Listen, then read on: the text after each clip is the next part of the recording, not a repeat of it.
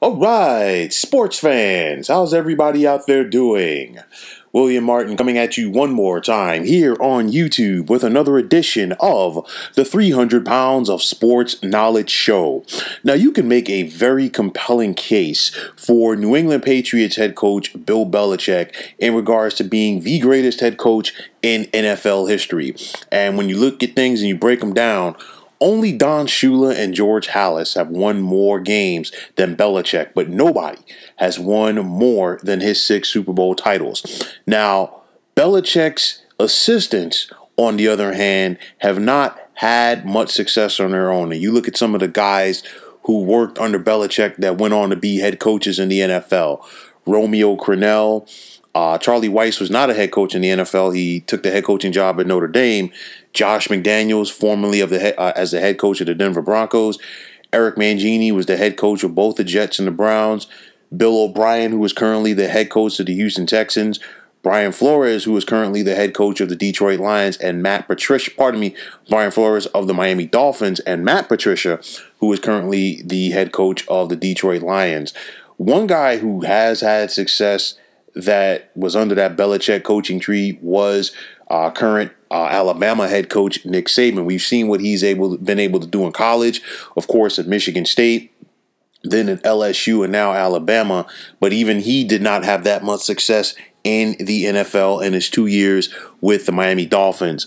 What it comes down to is that Belichick does not develop great head coaches, as these guys go to their teams that they're running and they attempt to do what he does. And what Belichick does works best for him, because it's all about having those interchangeable parts on your team. And of course, all of these guys, when they go to these new clubs, they haven't had the luxury like Bill Belichick has had for the last 20 years of having a guy like Tom Brady play quarterback for you. So that makes things so much easier for you to go out there and get your message across. But I think the biggest thing is kind of like a cockiness or an attitude. We saw how that worked against Josh McDaniels when he became the head coach of the Denver Broncos.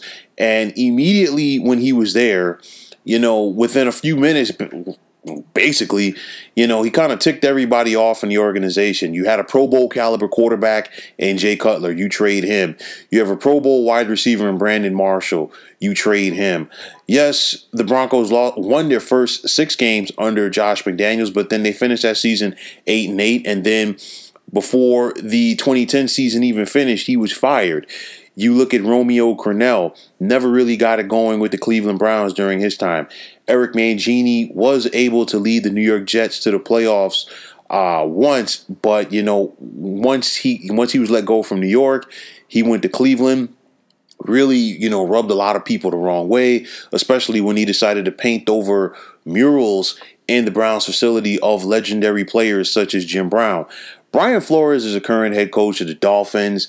It's a wait-and-see issue. I mean, the players did respond to him. I know that he did trade veteran players this past season, the likes of Kenny Stills, Minka Fitzpatrick, and Laramie Tunzel. So we'll have to wait and see what happens with that, especially since the Dolphins do have 3 first-round picks in next month's NFL draft. Matt Patricia, we've already seen Darius Slay get out of town and join the Philadelphia Eagles as far as leaving the Lions. And, there's no love lost between Slay and Patricia, and you really see how the players are not responding to him there. And last but certainly not least, Bill O'Brien. Bill O'Brien has been able to get to the playoffs multiple times with the Houston Texans. But, when you're talking about you're trading wide receiver DeAndre Hopkins, who is arguably the second best wide receiver currently in the NFL, the only guy that I put in front of him personally is Julio Jones, and you trade him for peanuts. And it all stems from a discussion that you guys had recently when you decided to talk about DeAndre Hopkins, who has never had his name out there in the public eye negatively, and you want to compare him to Aaron Hernandez or whatever situation it was to Aaron Hernandez. That's not a good look for you as a head coach. So now you've traded this guy, you've gotten peanuts, and you still have a Pro Bowl caliber wide receiver, quarterback in Deshaun Watson, but who's Deshaun Watson going to throw the football to? You know, you mortgaged your future. You gave up picks to the Miami Dolphins to bring in Laramie Tunzel. That was right after Dwayne Brown was traded to the Seattle Seahawks. So you've been shuffling in your left tackles. You gave up picks for Laramie Tunzel. You traded away Jadeveon Clowney all because he wanted to get paid, and he is the better pass rusher that the Texans had compared to J.J. Watt at the time, and now you have an aging J.J. Watt on your hands. So it's all about the bad personnel decisions.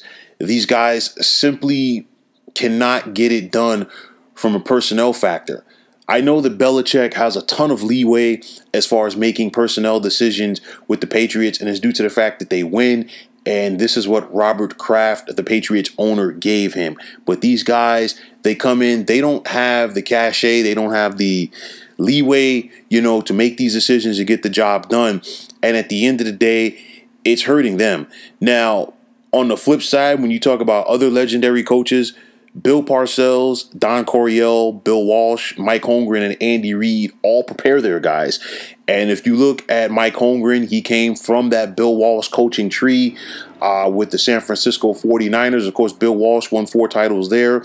Mike Holmgren has had success on his own. Of course, he led the Green Bay Packers to a championship in the mid-90s. And then Andy Reid was on Holmgren staff with Green Bay, and of course he's had immense success with both the Philadelphia Eagles and Kansas City Chiefs, and we saw him get his first Super Bowl championship last month. Both of these guys know how to go out there and prepare their guys for jobs, and it's all about the X's and O's.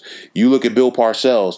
Belichick was an assistant under Parcells during the 80s with the New York Giants. Tom Coughlin was another assistant under Bill Parcells on those Giant staffs, and both of these guys together have combined to win 8 championships. You talk about Don Coryell between his time at San Diego State and, of course, in the NFL with the St. Louis Cardinals and the San Diego Chargers.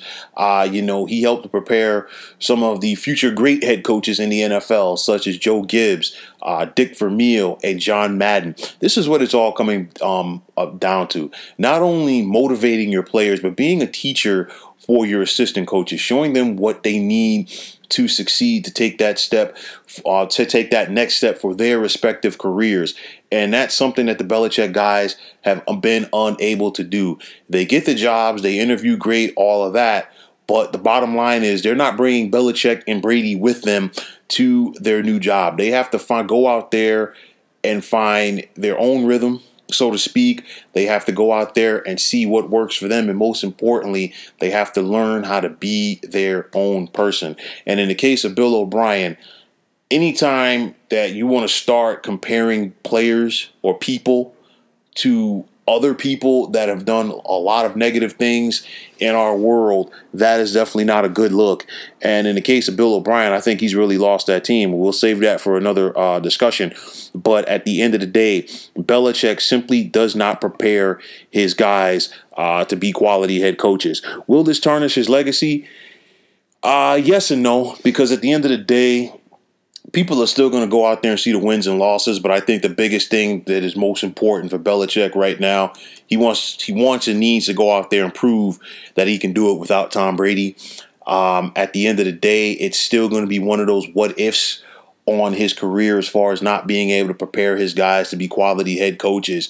But make no mistake about it, if you're talking about a guy who knows X's and O's for his team and how to get the job done, is Bill Belichick. But like I said, it's always going to be one of those what-ifs that hangs over his illustrious NFL coaching career. So, folks, that is going to wrap it up. And as always, I want to take this time out to thank you for tuning in to the 300 Pounds of Sports Knowledge show here on YouTube. If you have not already, please feel free to hit that subscribe button. We definitely appreciate it. Also, if you're on Twitter, please feel free to follow me at 300 Pounds of Sports. And like I always say, if you follow me, it'll be my pleasure to follow you right back. There's also the sports discussion group on Facebook at the Sports Depot 365. You can check it out, drop a line, and be a part of one of the better sports debating sites going on social media. So once again, fine folks, my name is William Martin. Take care and have yourselves a wonderful day.